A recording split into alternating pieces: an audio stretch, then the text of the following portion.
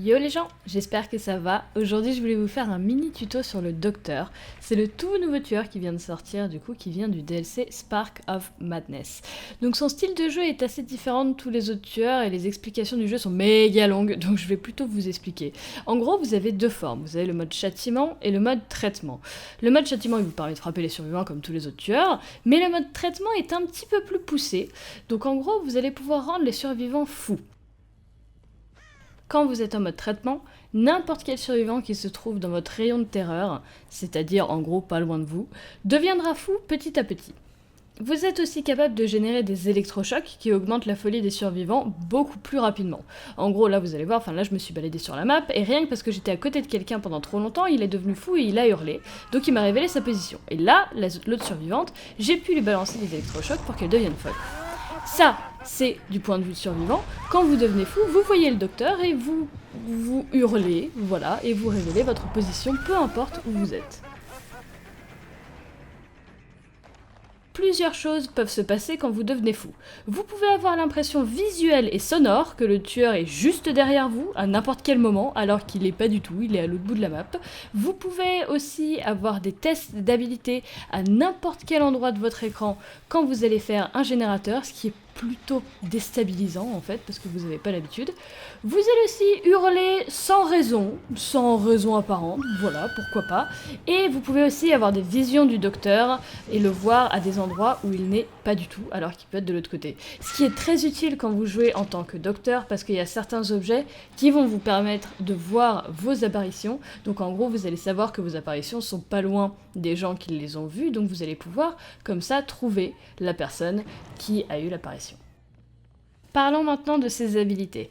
En gros, on va commencer par celle que j'adore, qui s'appelle Surcharge. Quand vous allez détruire un générateur, le prochain qui va essayer de le réparer aura un très grand test d'habilité, et s'il ne le réussit pas, le générateur va régresser de 5%. Donc en gros ça correspond à un test d'habilité où il y a juste la barre blanche des perfects et il n'y a pas la barre d'après. Donc autant vous dire que ce n'est pas très évident. Personnellement, j'en ai fait que 3 et j'ai pas encore réussi parce que ça met vraiment la pression parce qu'on s'y attend pas. Une autre de ces habilités plutôt utiles permet d'être plus discret quand vous poursuivez personne, mais moins discret quand vous poursuivez quelqu'un. Ce qui en soi paraît logique parce que quand vous poursuivez quelqu'un, qui vous a déjà remarqué, il n'y a aucun intérêt à être discret. Et sa dernière habilité consiste à augmenter de 50% le taux de consommation des objets des survivants, donc pourquoi pas. Dans l'ensemble, je trouve que le docteur c'est un très bon tueur polyvalent. Je trouve qu'ils ont vraiment géré leur coup en l'implémentant, j'aime beaucoup le gameplay qui change comme le sien, et on n'a pas un tueur basique en fait sous les yeux. En parlant d'ailleurs de sous les yeux, je tenais quand même à vous montrer ce qu'on adore tous voir sur Dead by Daylight.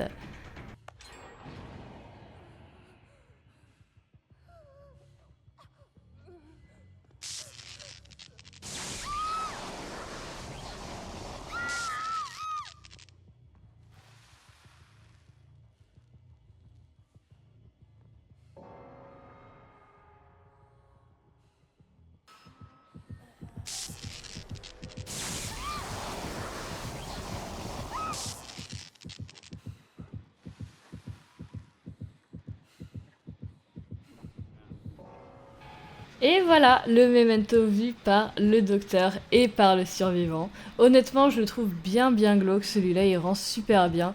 Rien que d'imaginer ce qui pourrait se passer dans notre tête en finissant comme ça.